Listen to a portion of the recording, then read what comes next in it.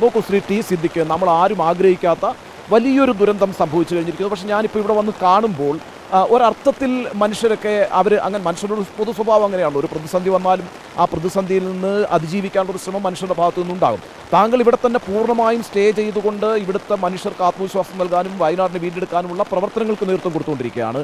എന്തൊക്കെയാണ് ഇപ്പോൾ നിങ്ങൾ നടപ്പാക്കിക്കൊണ്ടിരിക്കുന്ന കാര്യങ്ങൾ? ഒന്ന്, വയനാടിൻ്റെ ഒരു പൊതു ചിത്രം, വയനാട് ഒരു ആസ്പിരേഷണൽ ജില്ലയാണ്. കേന്ദ്ര സർക്കാരിൻ്റെ നീതി ആയോഗിൻ്റെ ആസ്പിരേഷണൽ റാങ്കിങ് കേരളത്തിൽ വയനാട് മാത്രമാണ്. ആ റാങ്കിങ്ങിൻ്റെ പ്രത്യേകത അതൊരു ബഹുമതിയല്ല. നമ്മൾ എല്ലാ ഇൻഡിക്കേറ്റേഴ്സിലും, സൂചികളിലും നമ്മൾ പിറകിലാണ് എന്നുള്ളതാണ്. ആരോഗ്യം, വിദ്യാഭ്യാസം, സാമൂഹ്യ സാമ്പത്തിക വികാസം, അടിസ്ഥാന വികസന കാര്യങ്ങൾ തുടങ്ങി വിവിധ മേഖലകളിലൊക്കെ പിറകിലുള്ള ഒരു ജില്ലയാണ് വയനാട് ജില്ല.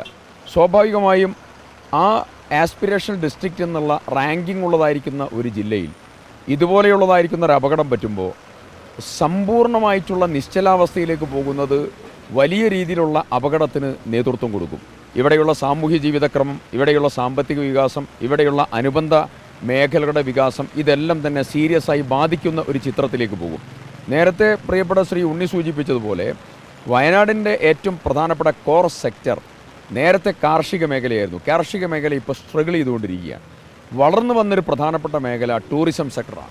ആ ടൂറിസം സെക്ടറിൽ വയനാട് മൊത്തം ഒലിച്ചുപോയി എന്നുള്ളതായിരിക്കുന്ന ഒരു തീർച്ചയായും വയനാട്ടിലെ 3 വാർഡുകളിൽ, മേപ്പാടി പഞ്ചായത്തിലെ 3 വാർഡുകളിലാണ് ഈ വലിയ ദുരന്തം, വലിയ വിഷമം, വലിയ പ്രയാസമുണ്ടായത്.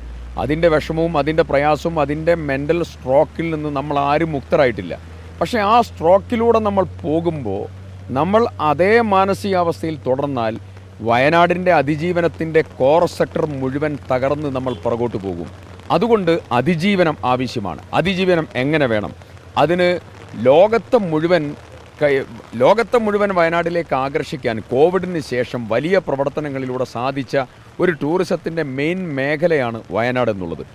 ആ മേഖല പുറകോട്ട് പോയപ്പോൾ ഇവിടെയുള്ള ഹോട്ടൽ മേഖല, ഇവിടെയുള്ള സ്പൈസസ് മേഖല, ഇവിടെയുള്ളതായിരിക്കുന്ന വിനോദസഞ്ചാര മേഖല, ഇവിടെയുള്ള ഹോട്ടൽ ശൃംഖല, അതിൻ്റെ ഭാഗമായിട്ടുള്ള ടാക്സി, അതിൻ്റെ ഭാഗമായിട്ടുള്ള ഓട്ടോറിക്ഷ, അതിൻ്റെ ഭാഗമായിട്ടുള്ള റിസോർട്ട് സംവിധാനങ്ങൾ, ആ റിസോർട്ടിൽ ജോലിയെടുക്കുന്ന ഇവിടെയുള്ള സാധാരണക്കാരായിട്ടുള്ള വീട്ടമ്മമാർ, തൊഴിലാളികൾ, അങ്ങനെ തുടങ്ങി വയനാടിൻ്റെ ജീവിത മാർഗത്തെ മുഴുവൻ വലിയ രീതിയിൽ ഈ അപകടം സ്വാധീനം ചെലുത്തിയിട്ടുണ്ട്.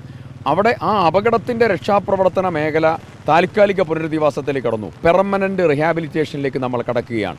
ആ പെർമനൻ്റ് റിഹാബിലിറ്റേഷനിലേക്ക് കടക്കുന്ന അതേ സന്ദർഭത്തിൽ തന്നെ വയനാടിൻ്റെ മൊത്തം റീബിൽഡിങ്ങിലേക്കുള്ള ചിന്തയാണ് റിപ്പോർട്ടർ TV ഉയർത്തിയിരിക്കുന്ന ഈ പ്രധാനപ്പെട്ട ചിന്ത. അതുകൊണ്ട് വയനാട് ചുരം കണ്ടെത്തിയ കരിന്തണ്ടൻ്റെ ഏറ്റവും വലിയതായ ചിന്ത ഉണർത്തുന്നതായിട്ടുള്ള ഈ സ്മാരക സ്തൂപത്തിനടുത്ത് നിന്നുകൊണ്ട് റിപ്പോർട്ടർ ആരംഭിക്കുന്ന വയനാടിനെ റീബിൽഡ് ചെയ്യാൻ ആഗ്രഹിക്കുന്ന ഈ മൂവ്മെൻറ്റ് ഏറെ ആത്മവിശ്വാസം പകരുന്ന ഒന്നാണ്. വയനാട് ഒന്നും സംഭവിച്ചിട്ടില്ല. വയനാട് അതേപോലെ നിലനിൽക്കുന്നു.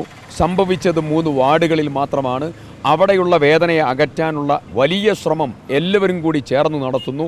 അതോടൊപ്പം വയനാട്ടിലേക്ക് നിങ്ങൾക്ക് വരാം, വയനാടിനെ നിങ്ങൾക്ക് ചേർത്ത് നിർത്താം, വയനാട് നിങ്ങൾക്കായി അതേപോലെ തന്നെയുണ്ട് എന്നുള്ള ഒരു വലിയ മെസ്സേജാണ് റിപ്പോർട്ടർ TV ഈ ഉദ്യമത്തിലൂടെ എടുത്തു കാണിക്കുന്നത്. ഇതിനെ എത്ര അഭിനന്ദിച്ചാലും മതിയാവില്ല. വയനാടിനെ വീണ്ടും ജനങ്ങളുടെ മുമ്പിലേക്ക് എത്തിക്കാനുള്ള വലിയ ഒരു പരിശ്രമമാണ് റിപ്പോർട്ടർ TV എടുത്തു കാണിക്കുന്നത്.